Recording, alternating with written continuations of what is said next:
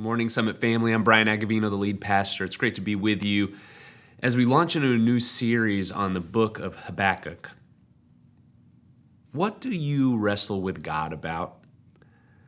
You know, when I was growing up, there was this cartoon TV show that I watched on Saturday mornings. I can still remember it, just on for a year. It was called, I had to look it up though, Hulk Hogan's Rockin' Wrestling. Yes, it was about all these wrestlers in a cartoon show, all the classic WWF 1980s wrestlers, and they did all these crazy things. It was really quite a bad show. So when it comes, that's why it was only on for a year. When it comes to wrestling, though, the big question is what? Is it real, right? Is wrestling even a real thing? Well, I start on a little bit of a lighthearted note today. In some ways, because over the next 4 weeks, as we dig into the book of Habakkuk, we're going to find and hear from a prophet who wrestles with God. And nothing about his wrestling with God is fake. It's incredibly sincere, incredibly real, and incredibly hard. You see, Habakkuk is going to go on a journey from sorrow to silence to song. And the problem is, I think for many of us, when it comes to the struggles in this life, we skip the first two. And because of that, it actually limits and hinders, if you will, our trust in God. Do you think it's okay to wrestle with God? Do you know how to wrestle with God? Personally, I've been asking God to really grow me here, just if I can open up to you guys a little bit. You know, for much of my life, I've struggled to really engage with anybody, for that matter, on hard or difficult emotions. You know, I consider myself a pretty happy person, and frankly, I like people to view me that way. I like being that person, and so I avoid hard and difficult emotions and experiences. Maybe some of you are like me.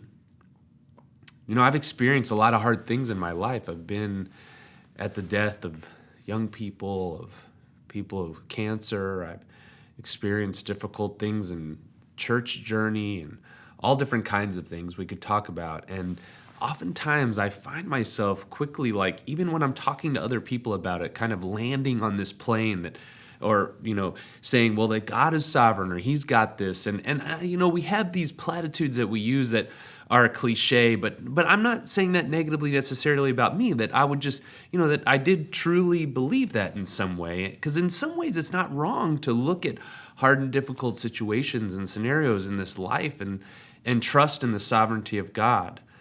Because frankly, when we come to the end of the book of Habakkuk, that's where we're going to be.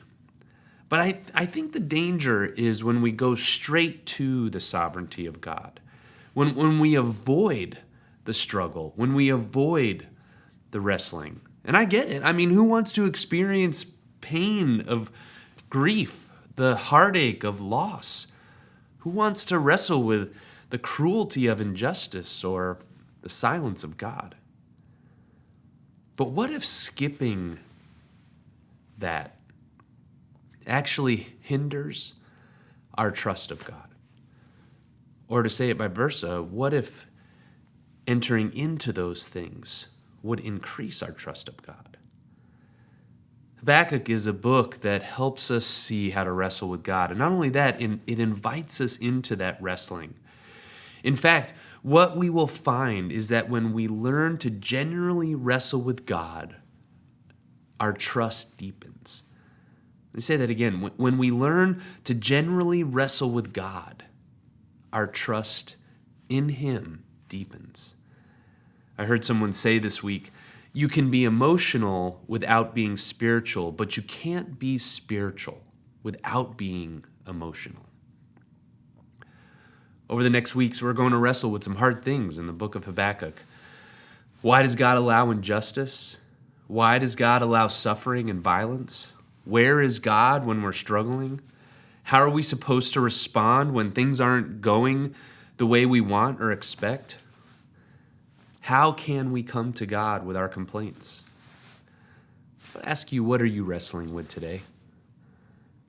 in all sincerity, would you just ponder and think about what it is that really is that thing inside of you that you just kind of wish would go away but can't get rid of? Maybe you're wrestling with the brokenness of this world right now and the violence that it's existing and the fears that are being created about what's going on in Russia and Ukraine and all around the world. Maybe you're wondering about the absence of God, the apparent absence of God in that. Maybe it's a little more close to home. Maybe you're wrestling with a suffering you're facing because of the sin of somebody else. Are you wrestling with something that happened in your past that you were wrongly accused or mistreated or cheated? I want us to come to God this week. It's really my hope and prayer to bring our struggles and our complaints. And today, as we look at Habakkuk chapter 1, my proposition for us, church, is this, that genuine trust is displayed and develops in wrestling complaints.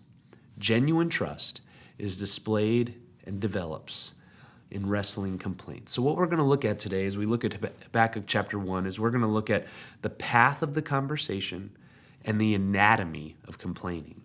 The path of the conversation and the anatomy of complaining. So let's dig into chapter 1 here, the path of the conversation. We'll see that really there are 3 parts to this chapter, and we'll see it continues on next week. But first we see Habakkuk's intense and aggressive complaining to God.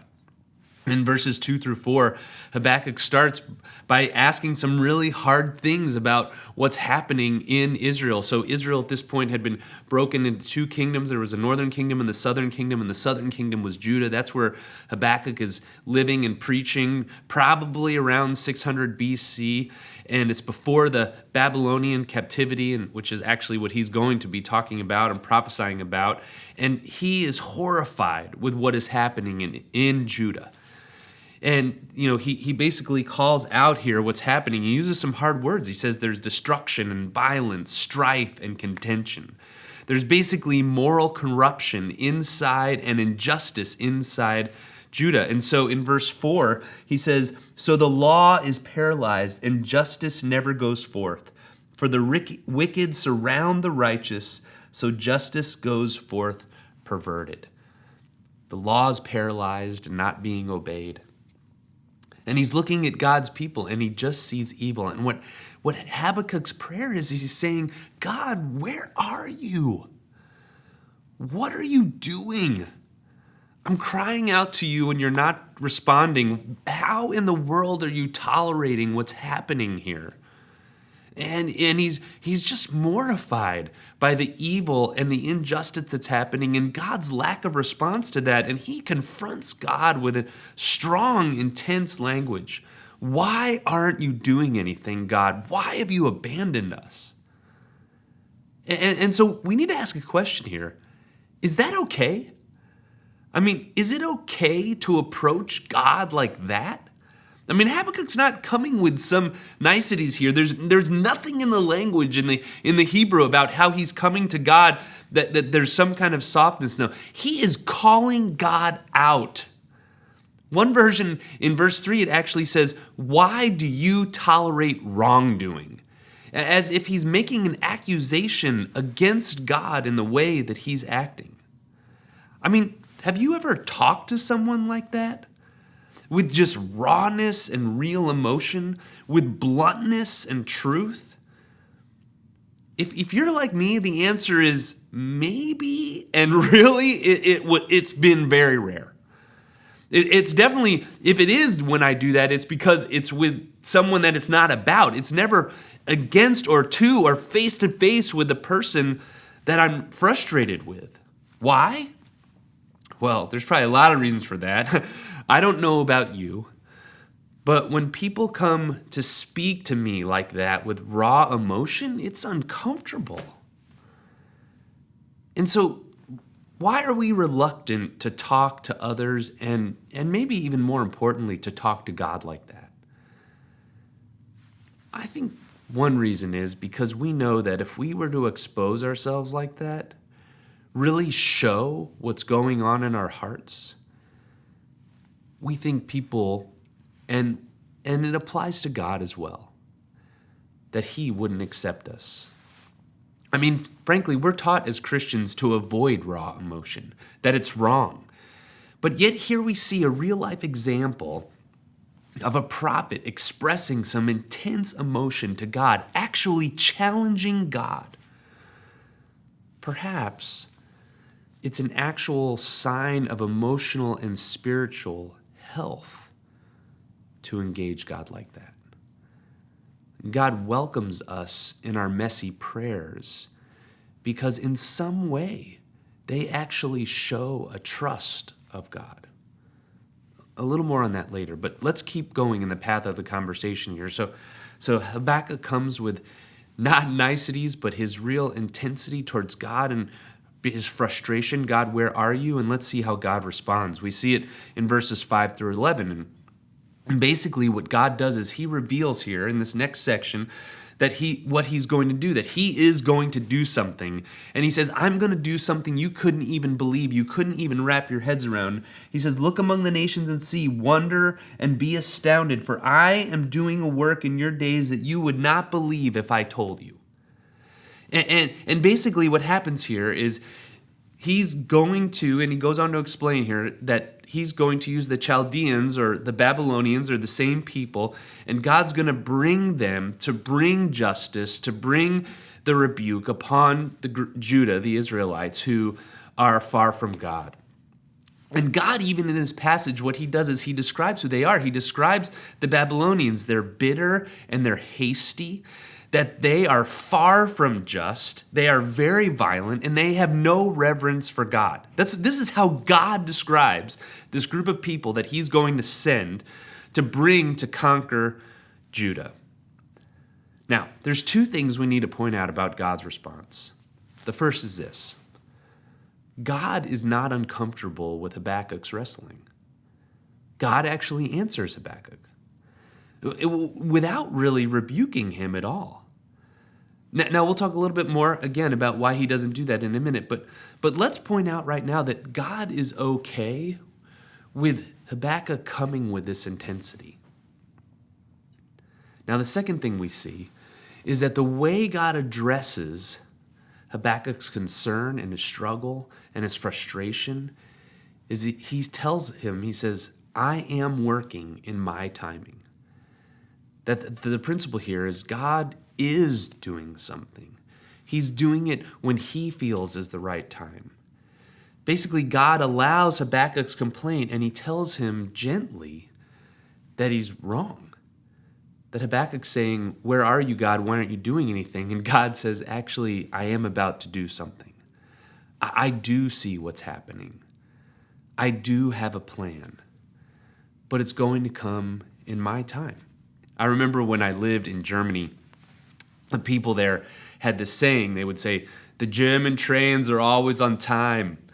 It's a bad accent, but I love Germany. I loved living there. And they would say, the German trains are always on time. And they took real pride in that. And here's the deal. They weren't. It was kind of a crazy thing. It was kind of like a little bit of an insider joke in Germany that they would always be on time. But there was this sense that they were saying, whether they were late or early or whatever was happening, they were right on time. And in some ways, that's what God is saying here. He's saying, just trust me, Habakkuk. My time is always the right time. It's always on time. And God's inviting Habakkuk to trust his timing. You know, why is it hard for us to trust the timing of God? Well, it's easy. Because we don't always understand it. And that's exactly what's happening here. God tells Habakkuk he won't understand, and he doesn't understand. But yet the conversation continues. And so Habakkuk then has this amazing response to God. I love it. He starts by reflecting on who God is and what he's done, and then he says, why do you idly look at traitors and remain silent when the wicked swallows up the man more righteous than he? You make mankind like the fish of the sea, like crawling things that have no ruler. And so basically what he's doing here is He brings a complaint to God. God, where are you? Why aren't you doing anything with what's going on in Judah? And then then God says, I am doing something. I'm going to send the Babylonians. And then his response, Habakkuk's response to that is, you call that an answer? What? His response to God's response is even a stronger frustration, a stronger complaint. He's like, how in the world can you use a wicked nation that is more evil than Judah, more violent than Judah, more idolatrous than Judah to bring about what it is that you want to see happen? I have several favorite parts of the book of Habakkuk as I've been studying it over this last several weeks. I love next week, we're going to talk about chapter 2, verse 4. I love the very end of the book of Habakkuk 3, 17 through 19. And it's this section. I love Habakkuk's response. Why? Because he's not okay with what God is going to do. He doesn't quite understand what God's going to do. And what does he do? He tells him. He comes with even more boldness before the throne of God. And he says, God, I don't understand. Have you ever stopped to consider how much of the Bible is about complaining? Job, Lamentations, the Psalms, the prophets. There's so much in the Bible where people are expressing their true and honest emotion to God and the struggles they're experiencing in this broken world. And even after he hears what God is about to do, he says, I'm not okay with that. It's not okay. And here we see his frustration. And he expresses that to God. I don't know about you, but as a Christian, emotions like that, I mean, don't even have a concept for how to understand those. I mean, maybe you could have said to me, yes, bring your complaints to God, and then when God responds, your response to that should be, okay, whatever you say. But here we see this incredibly powerful and beautiful picture of someone who's really entering into and processing their struggles with God. In Christianity, we created a culture where we say, okay, maybe it's okay to tell God what you think, but then you have to put on a happy face. We might say it's okay to be real with God, but make sure you move on quickly. We don't know how to wrestle with God, and so we just avoid it. Kurt Thompson, in a really interesting book called The Anatomy of the Soul, he wrote, remember that emotion is not a debatable phenomenon. It is an authentic reflection of our subjective experience, one that is best served by attending to it. Hiding and running from our emotions doesn't help us draw nearer to God. It actually keeps us from drawing nearer to God. When we see our emotion and our struggle and our pain as dangerous and unreliable and uncontrollable, we won't attend to it. And what Kurt Thompson is saying is we have to attend to it. That's what God's calling us to. And later on, he actually says that when we do, that is when transformation actually will happen in our lives.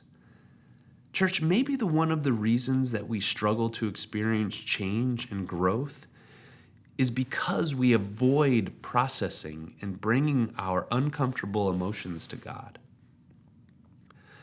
Perhaps our proposition this morning is true.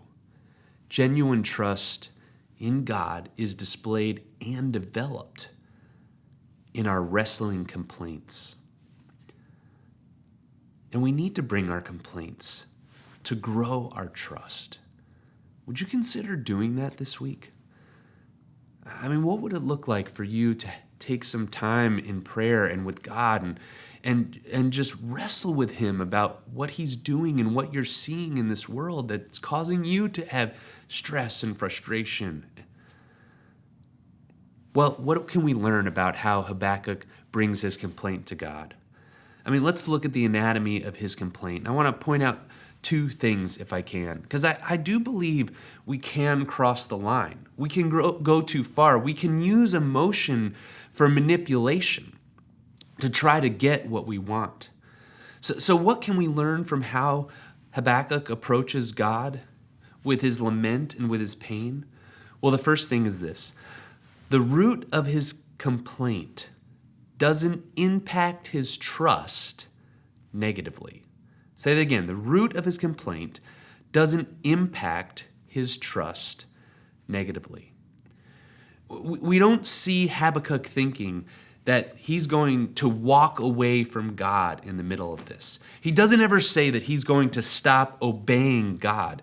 It's actually a really beautiful picture we have. You see, I think many of us, we go to one of two extremes when we think about our complaints. The one extreme that many Christians go to is we say, don't bring your complaint or you'll get in trouble. Like, there's no way for us to bring our raw, intense, unfiltered emotion to God, or we're going to get in trouble. Or we see the other extreme, which is the way the world looks at it, right? And what they say is, how can a loving God allow suffering and evil? And if that's who he is, I won't believe in him. And so you kind of have these two ideas that our world understands, right? We're either not going to bring our complaints, or we are, and we're going to walk away. And here we don't see either of those things happening in Habakkuk. He brings his complaint, but it doesn't impact negatively his understanding of who God is. In fact, it's because of who God is that Habakkuk actually feels completely and totally safe bringing his complaint. Habakkuk's experience and knowledge of God doesn't stop him from being expressive. It makes him more expressive.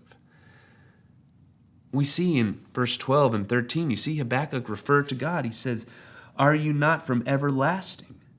And he says, "O Lord, you have ordained them as judgment. You, O rock, have established them for reproof." And you see him calling out these specific concepts and understandings, his own experience of who God is, that he's everlasting, the Holy One, the Sovereign One, the rock. And what makes him able to say those things is you see it, and we should not miss it, that very early on in verse 12, he says, "O Lord, my God, my Holy One." That there's this deep personal encounter of who God is that enables him, therefore, to bring to God his struggles without a fear of walking. He knows God is who he says he is. He believes that wholeheartedly. He wants to trust that even more, so he's bringing his complaints to him. Derek Kidner, a writer and a theologian, he wrote of bringing our emotions and messy prayers to God. And he said that God says this, "I've remained their God not because they put on a happy face, because they don't. Not because they have perfect emotional self-control, because they don't. Not because they're doing everything just right, because they're not. I remain their God because of my grace, because my relationship to them is not based on their performance. It's because of my unconditional, covenantal, committed love."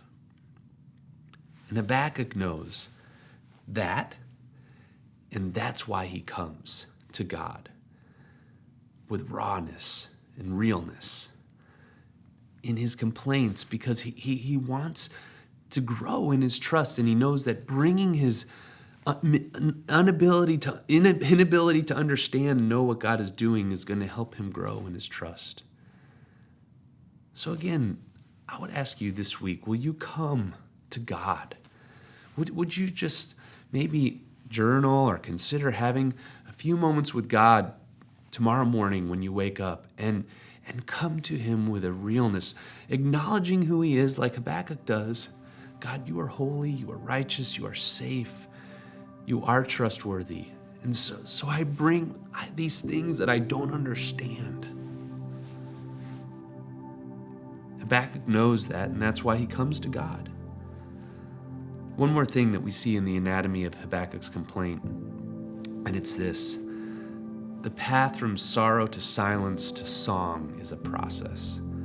I just want to point out one more time that Habakkuk complains twice. And so it happens over time. Let us not rush through our struggles and our hurts. It's a process. And in this, there's a time for speaking our sorrows, and there's a time for listening. And we need time for both of those things. How long? I don't know. But sometime. We need time for both of those things to happen before we're going to get to the place where we see Habakkuk get to song. And next week we'll see another response to God from God to Habakkuk.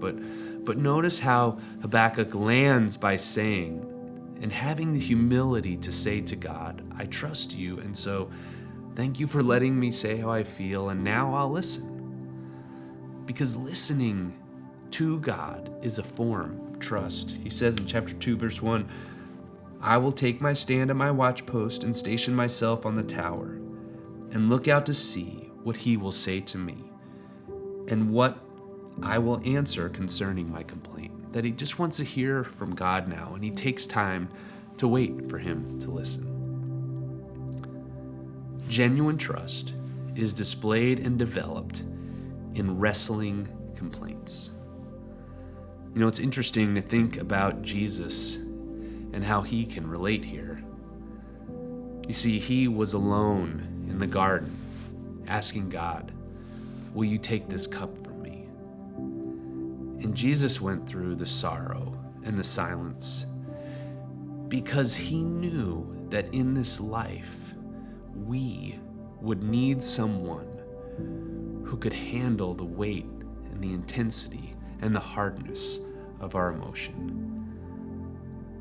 So he went to the cross, so you and I could have no fear, be fully known, fully transparent, and be welcomed by God. We conclude by reading the stanza of a song that actually has been incredibly helpful for me. Andrew Peterson, he's a great artist and poet.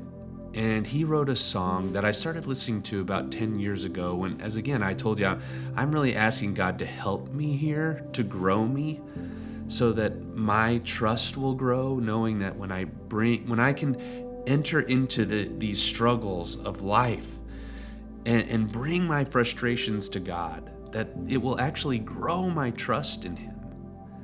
If I come knowing and building those off of what I already know to be true of him. And there was a song that a buddy of mine showed me called The Silence of God. And I want to end and conclude with the last two stanzas of that song. It says, there's a statue of Jesus on a monastery knoll in the hills of Kentucky, all quiet and cold.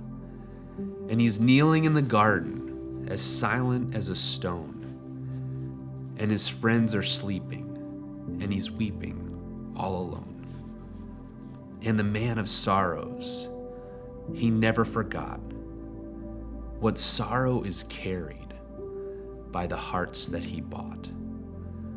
So when the questions dissolve into the silence of God, the aching remains, but the breaking does not. Yes, the aching may remain, but the breaking does not in the holy, lonesome echo of the silence of God. Awesome God, this world is a broken and hard place. Might we be a people who don't hide from that, but actually bring our pains and our heartaches to you. And as we do, may what happened to Habakkuk happen to us as well. And may our trust and experience of you deepen until you make all things right one day. Thank you for Jesus and his wrestling in the garden that allows us to wrestle in freedom with you. In Jesus' name we pray. Amen.